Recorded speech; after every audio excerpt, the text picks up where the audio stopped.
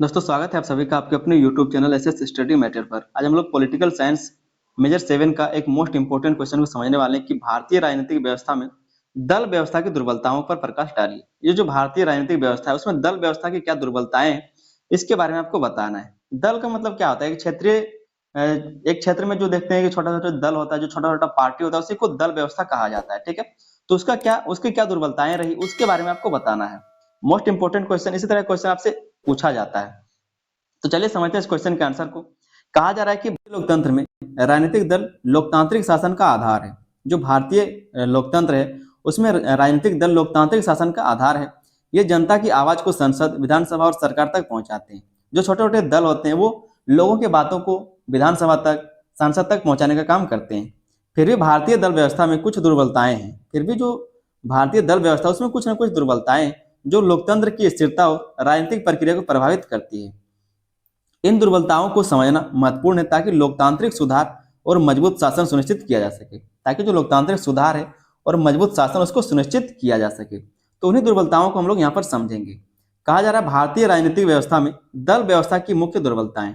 दल व्यवस्था की क्या दुर्बलताएं रही है, क्या कमजोरी रही है? दुर्बलता का मतलब क्या है? कमजोरी। ठीक है, पहला जो इसका कमजोरी है वो है दलों का व्यक्तिगत नेतृत्व पर निर्भर होना। दलों का व्यक्तिगत नेतृत्व पर निर्भर होना मतलब कोई एक व्यक्ति पर निर्भर रहता है। अधिकांश भारतीय राजनीतिक दल किसी प्रमुख नेता या परिवार पर निर्भर होते हैं। जो एक व्यक्ति उसी पर पूरा पार्टी निर्भर करता है। यह निर्भरता पार्टी के संगठन और निर्णय प्रक्रिया को कमजोर करती है। यदि नेता असफल या विवादों में फंस जाए तो पूरा दल राजनीतिक रूप से कमजोर हो जाता है।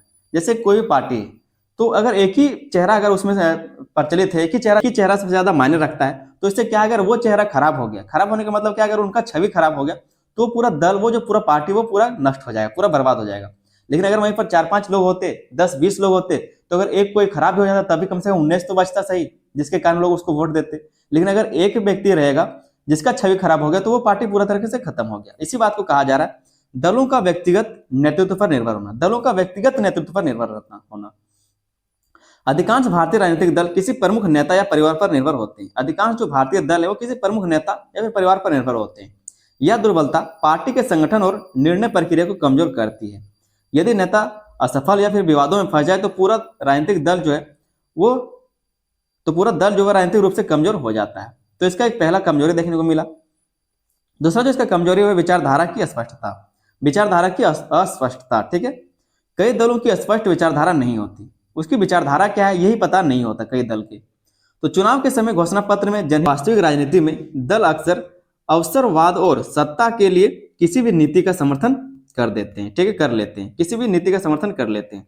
घोषणा कुछ और किया और नीति कुछ और कर ली। मतलब एक होता है कि एक विचार होता है कि हम इसी विचार पर चलेंगे, समाज को ये देने के लिए चलेंगे, तो उस तरह से कोई विचार पक्का नहीं होता, बल्कि जो नीति आया चुनाव के टाइम में वही उसी के साथ चल दिए। इसका जनता के विश्वास में कमी आती है। इससे क्या, तो जनता में विश्वास में कमी आता है और लोकतंत्र का उद्देश्य प्रभावित होता है, और लोकतंत्र का जो उद्देश्य है वो भी प्रभावित होता है। तो ये इसका एक कमजोरी देखने को मिलता है।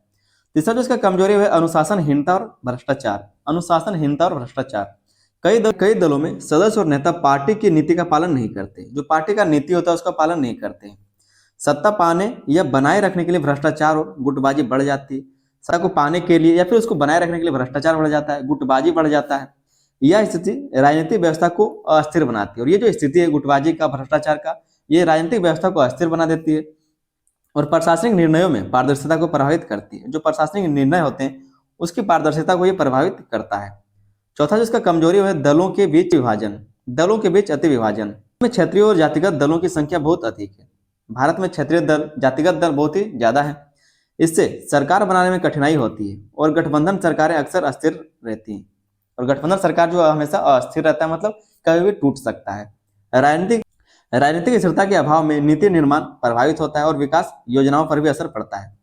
क्या कहा जा रहा है कि भारत में जो क्षेत्रीय और जातिगत दल है वो उसकी संख्या बहुत ही ज्यादा है। मतलब अलग अलग क्षेत्रों में अलग अलग दल है, अलग अलग जात के हिसाब से अलग अलग दल बनाया गया। ठीक है, इससे क्या है, तो सरकार बनाने में कठिनाई होती है, क्योंकि अलग अलग दल ही अगर इतना ज्यादा रहेगा तो सरकार बनाने में कठिनाई होगा, अलग अलग सबके मुद्दे रहेंगे। और गठबंधन सरकारें अक्सर अस्थिर रहती हैं, और जो गठबंधन बना करके सरकार बनाया भी गया तो भी अस्थिर रहेगा, कभी भी टूट सकता है। ठीक है, तो इस तरह से कहा जा रहा है। पांचवा जो इसका कमजोरी देखने को मिलता है वो चुनावी रणनीति में नैतिकता की कमी। चुनावी रणनीति में नैतिकता की कमी।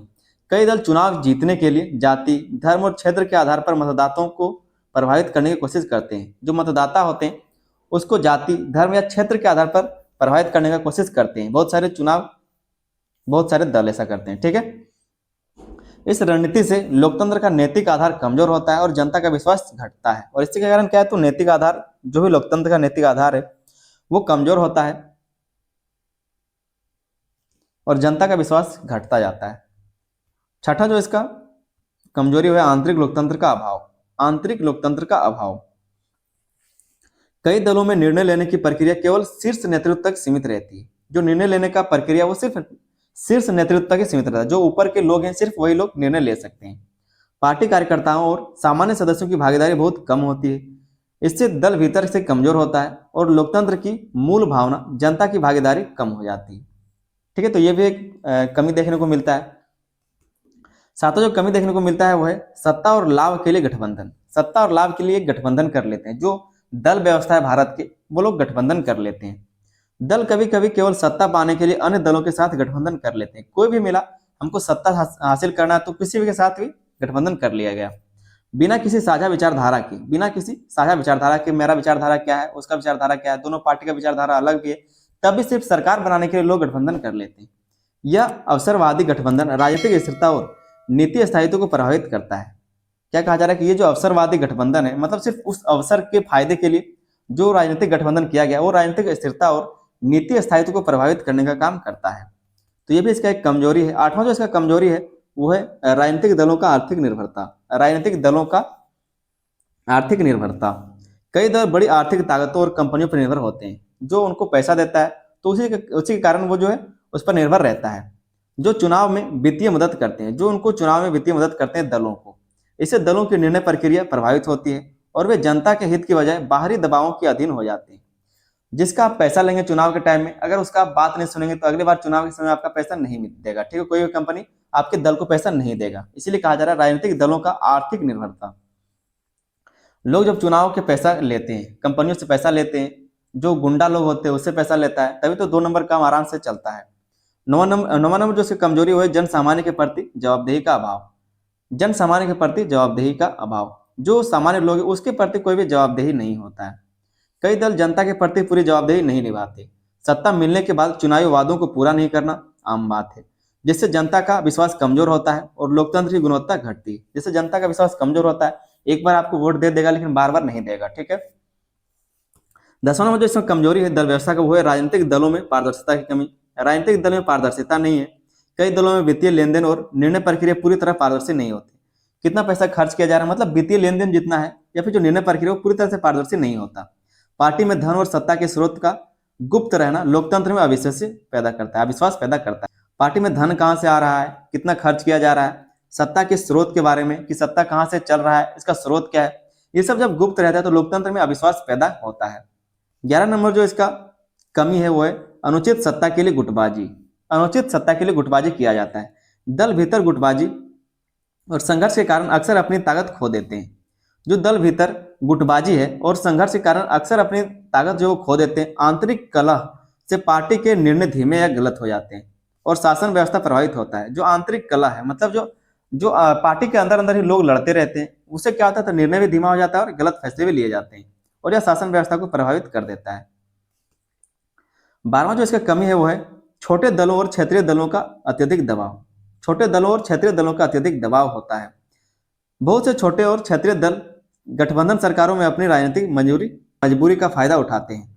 इसका असर यह होता है कि नीति निर्माण केवल इन दलों के हितों के अनुसार होने लगता है, जिससे व्यापक जनहित प्रभावित होता है। जो भी व्यापक जनहित प्रभावित होता है। आगे हम लोग 13 नंबर क्वेश्चन में इसका 13 नंबर कमी को देख लेते हैं। लिखा है चुनाव में अवसरवाद का प्रभाव। चुनाव में अवसरवाद का प्रभाव देखने को मिलता है। कई दल केवल चुनाव जीतने के लिए नीतियां बदल देते हैं। कभी कभी वे विरोधियों के खिलाफ बयानबाजी या धार्मिक जातिगत मुद्दों का इस्तेमाल करते हैं। इससे लोकतंत्र की नैतिकता प्रभावित होती है। तो चुनाव में अवसरवाद का फायदा, जिस तरह का अवसर है उसी तरह का भाषणबाजी कर दो, उसी तरह का नीतियों के बारे में कह दो। तो वही कहा जा रहा है चुनाव में अवसरवाद का प्रभाव देखने को मिलता है। इसी कारण जो दल व्यवस्था है भारत का राजनीतिक व्यवस्था में दल व्यवस्था है, उसकी कुछ कमजोरियां रही हैं। आगे एक छोटा सा निष्कर्ष में यह लिखा है कि भारतीय राजनीतिक दल लोकतंत्र की रीढ़ है, लेकिन इनमें कई दुर्बलताएं, नेतृत्व पर निर्भरता, विचारधारा की अस्पष्टता, भ्रष्टाचार, आंतरिक लोकतंत्र का अभाव और अवसरवादी गठबंधन। इन दुर्बलताओं के बावजूद सुधार की दिशा में कदम उठाने से दल व्यवस्था को मजबूत किया जा सकता है, जिसमें लोकतंत्र अधिक स्थिर, पारदर्शी और जनता उन्मुख बने। इसके लिए कहा जा रहा है कि सुधार करने की जरूरत है।